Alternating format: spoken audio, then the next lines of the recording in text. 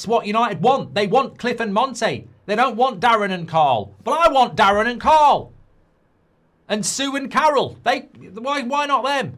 I don't want bloody Agatha and Bridget. You know, and that's, you know, it's so morally wrong what's happening at Manchester United and probably other clubs as well. We're contracting the fans we love for the bloody hooray Henrys who can afford it but don't really get it. It's disgusting. Because we've made the same amount of money from 10 home games than we did from 15 last year. But when you break that down, that's incredible. 10 games against 15.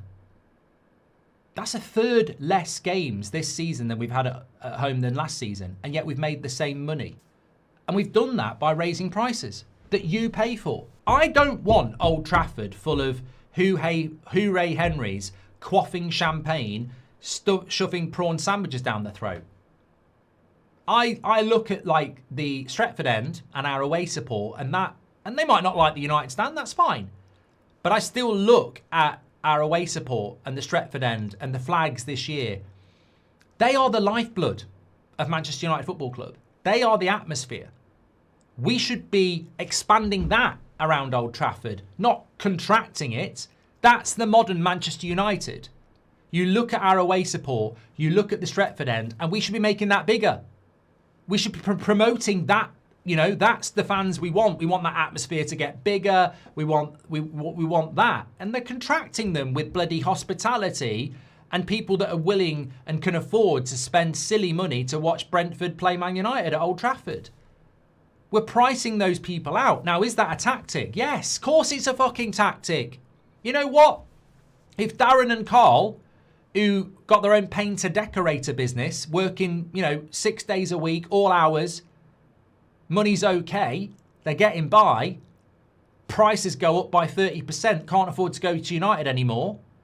But old Steve and Monty, the accountants, they can afford to do it because they like the social aspect of it.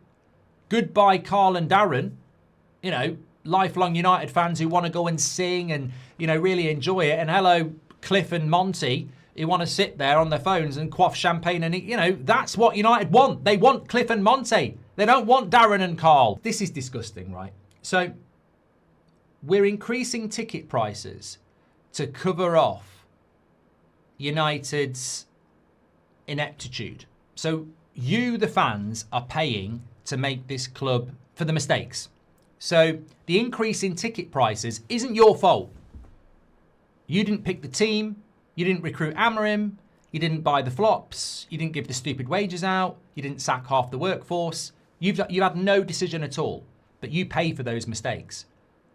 Factually, we've just spoken about the increase in ticket prices, which is helping the club survive. So you are helping the club survive.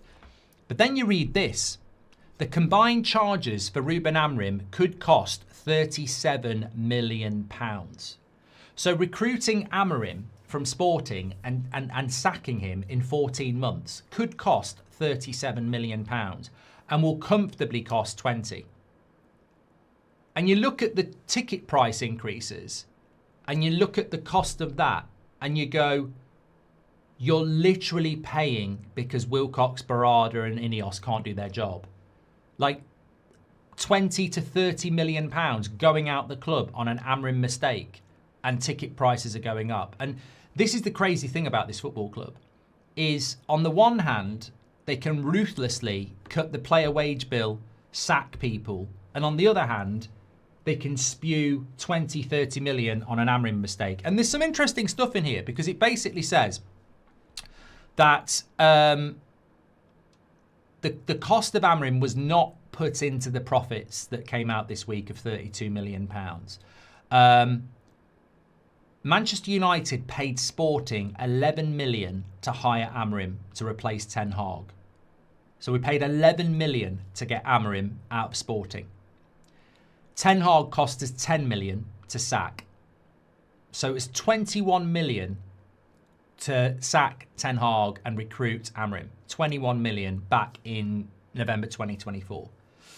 It's then going to cost us another potential 16 million to sack Amorim. And it could go up to 25. Mad numbers. Absolutely mad numbers. And you know, it just blows your mind how bad some of the decisions that we make.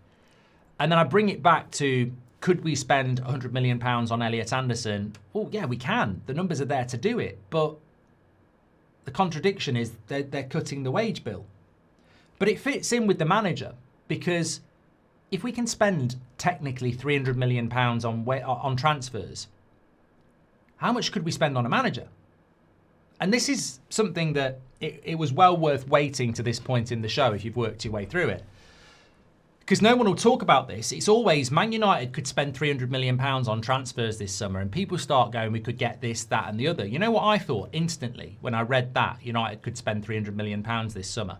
The money has to be there, of course, but, you know, by the law, they could spend £300 million. If you can spend £300 million on players, you can spend some of that on a manager. You can. It's so logical, isn't it? And no one ever talks about it. If you can spend £300 million on players, that means you've got £300 million. So you could spend that on a manager. You could spend 250 on players and spend, well, no, you could spend 270 on players and use 30 to get a really good manager out of his contract and come to Manchester United. I mean, look, when I say we could spend £300 million, that's what the law says, FFP, PSR, whatever it's called. By the way that we've balanced our profits and the way we've run our accounts, the leeway is there to spend £300 million. There ain't no way Ineos and the Glazers are going to want to spend that £300 million. They're going to want to pay off some debt interest. They're going to want to keep some in the bank and pay off this, that and the other. So, look, just because you, as I said, going back to the great aunt and her nuts, just because you can spend £300 million doesn't mean you will spend £300 million. But the fact is we can, and we could, and we should. But it also means with that amount of leeway, you can go and buy a really good manager. But they won't. They won't do it, will they? Because they'll see Amorim has cost them north of £20 million in 14 months. And because they made that fuck up, they'll go, well, we don't want to do that again. And that's the mentality of an idiot. Because it's like being in a relationship with somebody that you thought was the love of your life. And it doesn't work out. And then you go, well, I'm not trying girls again. But the point is, you know, you can't give up on girls just because one's a bad apple. You go out and try again. You don't change direction completely. You don't go, well, Amorim was expensive, so let's go cheap. The money is clearly there to go and get a Luis Enrique or an Emery or a Tuchel or a Nagelsmann. And that, for me, is all I'm interested in. From reading the stuff this morning, that's all I'm interested in. You know, the money is there if we want to go and spend it on players and managers. If those accounts said we can only spend £100 million this year because of FFP, we'd be in big trouble. It's basically saying we can spend 300. And that means we could go and get a manager if we wanted to. Whether they'll do it or not, look, you make your own mind up. My theory is